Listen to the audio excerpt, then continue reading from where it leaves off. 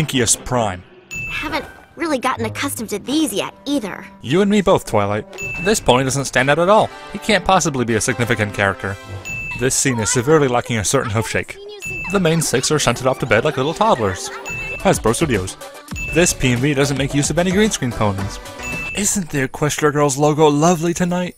The portal just happens to be opening on the same day that Twilight visits the Crystal Empire. Twilight's crown just happens to look like the prize crown from an alternate dimension. Don't forget to stand there for a little bit and give the person you've just stolen from a chance to spot you. Every pony just casually went back to bed and waited until morning. Pretty much the only interesting bits of this entire story are told via boring exposition. Even DHX knew that the words human world are taboo in Equestria. Twilight's reflection opens its eyes before even she does. The fact that Celestia said the rest of the main 6 couldn't enter means she knew that their human counterpart lives on the other side and that Twilight's counterpart doesn't attend this school. I wonder what else she knows that she's not letting on to. People laughed at the rumor of Spike becoming a dog. The fact that it's actually real says a lot about this movie. Those aren't hooves. Let me see your war face! At least the magical, all-knowing portal was polite enough to give Twilight some clothing. You know, Spike hasn't really changed that much at all, actually. Spike's collar is spiky. High school. The building had only 5 windows on this wall just moments ago. This scene is a perfect example of the faulty toy design. Doors open in, which is actually against building codes for a very good reason. Everyone seems to have icons representing cutie marks. I'm willing to bet that they also have tattoos somewhere on their body. Brad. Math is so funny. Alright, so pretty much every pony from Equestria has a human counterpart in this world. As if that wasn't enough of a ridiculous coincidence, they all just happen to attend the same high school? I can speak to anyone, any way I want. That statement really holds absolutely no weight. She's just a generic antagonist for the sake of being a generic antagonist. Writers, I am disappointed. Let me show you the greeting of my people. Spike has always been the butt end of jokes, but this movie brings about an all-time low for him. Leave it to Fluttershy to hand out flyers from this far away. Stop laughing. She later died from a concussion. So I decided to give it to Principal Celestia. I can only imagine the smell coming from that backpack. Twilight's rightful throne. Celestia was actually secretly prying into Luna's office. Looks like if I want my crown back, I'll have to become Princess of the Canterlot High Fall Formal. Or, you could just steal the crown. That would actually make for an immensely more interesting movie. I don't care if vegetarian burgers and hot dogs exist. This is still a funny sight. What would the Eco Kids say about using that many napkins? Just... No, I can't do this. Don't let the whole shy thing fool you. She can be a real Do you have a twin sister who lives in the city, has a pet dog named Spike that looks just like that one? Spin-off incoming. Maybe? Sunset never touches the second balloon. It just committed suicide when it realized what movie it was in. Exposition via cheap monologue. Sweetie Butt is canon. This movie mocks its own antagonist by giving a cameo to a better one. Twilight didn't see snips or snails behind his giant glass doors. It's so punny it hurts. Recycle bin and Internet Explorer, just like your mom's netbook. No, no! My reaction to this movie. The comments about our song were really awful. I just can't help but get the feeling that... Yet another major drive of the story based on a hunch. Don't you just hate waking up with cold feet only to find out your blanket is the wrong way? The parallax shift of the moon and stars suggests that they can't be up very high.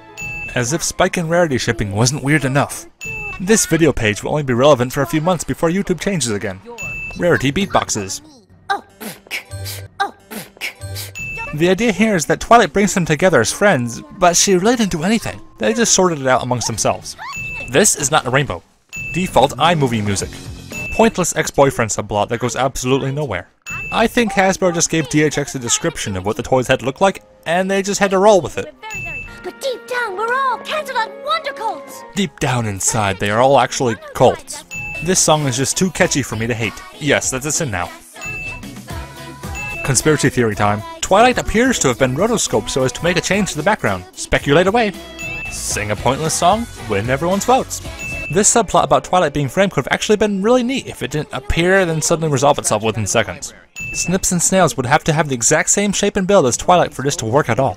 What opened this window? Did that happen all on its own just to change the lighting and mood of the scene? Fluttershy is about to remove a boot, but then she remembers that they're permanently affixed to her. At this point of the movie, I was content to just tell myself this abomination had nothing to do with the ponies I know and love. Then this happened. Don't look at me! My feet are just stubs to allow for interchangeable footwear. I know Pinkie Pie is random and crazy, but this just feels like bad writing. They appear to comprehend the situation all too well considering how fast Pinkie spoke and how absurd it must have sounded. How to trap a fool. Place a do not enter sign on the inside of a closet. I need this formal to go on tonight just as much as she does.